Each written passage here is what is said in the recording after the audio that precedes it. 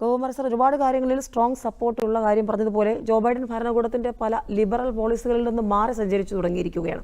ആദ്യ ദിവസം തന്നെ അത് വ്യക്തമാക്കി, ഇവിടെ ആണും പെണ്ണും ഉള്ളു, ഇവിടെ ട്രാൻസ്ജെൻഡേഴ്സ് ഇല്ല എന്നുള്ളത്. അതോടൊപ്പം തന്നെ ഖനനത്തിന്റെ കാര്യത്തിലൊക്കെ അതിനെ പ്രോത്സാഹിപ്പിക്കുന്ന ഒരു നിലപാടിലേക്ക് വരുന്നു ജോ ബൈഡൻ ഭരണകൂടത്തിന്റെ രീതിക്ക് വ്യത്യസ്തമായി. ഒപ്പം ഇലക്ട്രിക് വാഹനങ്ങളുടെ ഗ്രീൻ പോളിസി റദ്ദാക്കിയതടക്കമുള്ള കാര്യങ്ങൾ, ഇതൊക്കെ ഏത് രീതിയിലായിരിക്കും അമേരിക്കയുടെ ഒരു ആഭ്യന്തര ഒരു പ്രതികരണം എന്തായിരിക്കും?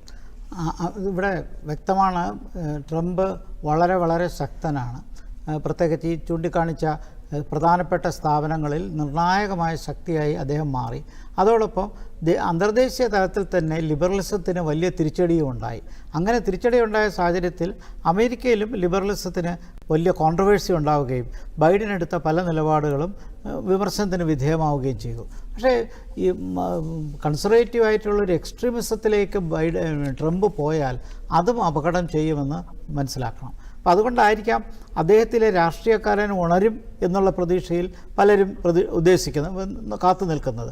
കാരണം അദ്ദേഹം പറഞ്ഞ പോലെ എല്ലാ കാര്യങ്ങളും കൊണ്ടുവന്നാൽ, ഇപ്പോൾ പറഞ്ഞ പോലെ സിറ്റിസൺസിൻ്റെ കാര്യം ഇവിടെ ചൂണ്ടിക്കാണിച്ചു, അതിലൊരു അവ്യക്തതയുണ്ട്, അത് കുറച്ചുകൂടെ. പക്ഷേ തിരഞ്ഞെടുപ്പ് സമയത്ത് അദ്ദേഹം വളരെ വ്യക്തമായിട്ട് പറഞ്ഞു, ഇത് ടെമ്പററി വിസ വരുന്ന ആർക്കും കൊടുക്കത്തില്ല എന്ന് തന്നെയാണ് പറഞ്ഞത്. പക്ഷേ അതിൽ നമുക്ക് ഡിബേറ്റ് ചെയ്യാം, അത് മാറ്റി വരും.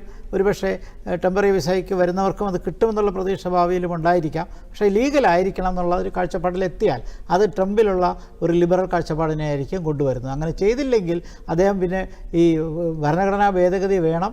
ഇവിടെ ചൂണ്ടിക്കാണിച്ചതുപോലെ ഭരണഘടനാ ഭേദഗതി അമേരിക്കയിൽ വളരെ ബുദ്ധിമുട്ടാണ്. നാളിതുവരെ 28 ഭേദഗതികൾ മാത്രമേ അമേരിക്കയിൽ നിന്ന് വളർന്നിട്ടുള്ളൂ.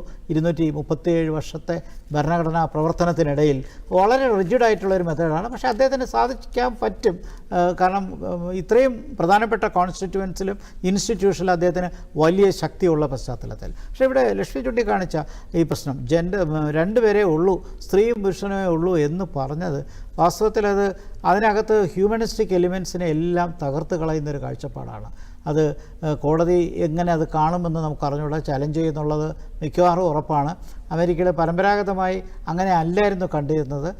ഒരു കാലത്ത് ലോകത്തിലുള്ള എല്ലാ ജനങ്ങൾക്കും വരാൻ പറ്റുന്നൊരു സാഹചര്യവും അതോടൊപ്പം അവർക്കുള്ള സ്വാതന്ത്ര്യത്തിനുമൊക്കെ ഉദ്ഘോഷിക്കുന്ന ഒരു വലിയ രാജ്യമായിട്ടാണ് കണ്ടത്. പക്ഷേ പ്രകൃതി നിർഭാഗ്യവശാൽ നമ്മളെ സ്ത്രീയും പുരുഷനും മാത്രമായിട്ടല്ല നമ്മളെ പുറത്തേക്ക് ലോകത്തേക്ക് വിടുന്നത്. അല്ലാത്ത ഒരുപാട് വിഭാഗമുണ്ട്. അവരെ കാണുന്നില്ല എന്ന് പറയുന്നത് അത് മനുഷ്യത്വരഹിതമാണ്. അത് കോടതിയെ ചലഞ്ച് ചെയ്യും. അക്കാര്യത്തിലും കാലാവസ്ഥാ വ്യതിയാനത്തിൽ അദ്ദേഹം എടുത്ത കർക്കശമായ നിലപാടും എനിക്ക് തോന്നുന്നത് അമേരിക്കയ്ക്കകത്തും വിമർശനത്തിന് വഴിയുണ്ടാക്കും. അവിടെ എന്തായാലും ഒരു ലിബറൽ കോൺസ്റ്റിറ്റ്യുവൻസി ഇപ്പോഴും മരിക്കാത്ത, ഒരു നശിപ്പിക്കാത്ത ഒരു ലിബറൽ കോൺസ്റ്റിറ്റ്യുവൻസി ഉണ്ട്. അവർ തീർച്ചയായിട്ടും എതിർക്കും. ഡെമോക്രാറ്റിക് പാർട്ടിയല്ല ഞാൻ ഉദ്ദേശിക്കുന്നത്. പൊതുവെ ചിന്തിക്കുന്ന ആൾക്കാർക്ക്, സമാധാനപ്രിയരായ ആൾക്കാർക്ക് ഈ രണ്ട് നിലപാടിനോടും വിമർശനമുണ്ടാകും. അതുകൊണ്ട് തന്നെ ട്രംപ് കുറച്ച് മോഡറേറ്റ് ചെയ്യേണ്ടി വരും അദ്ദേഹത്തിൻ്റെ റിജിഡായിട്ടുള്ള പൊസിഷൻസിൽ. ആദ്യം ഇവിടെ ചൂണ്ടിക്കാണിച്ച ഫൊക്കാൻ്റെ പ്രതി ചൂണ്ടിക്കാണിച്ച പോലെ അങ്ങനെ അദ്ദേഹത്തിലൊരു രാഷ്ട്രീയക്കാരൻ വരുമെങ്കിൽ തീർച്ചയായിട്ടും ഒരു ഫ്ലെക്സിബിൾ ആകും. പക്ഷെ നമ്മുടെ മുമ്പിൽ കാണിച്ചിരിക്കുന്നതിനകത്ത് ഒരുപാട് റിജിഡിറ്റി ഉണ്ട്. അതുകൊണ്ട് തന്നെ ഇന്നത്തെ നിങ്ങളുടെ ചർച്ച വളരെ വ്യക്തമാണ്. നയം മാറുന്നു, തീർച്ചയായിട്ടും നയം മാറുന്നു. അത് വളരെ വ്യക്തമാണ്.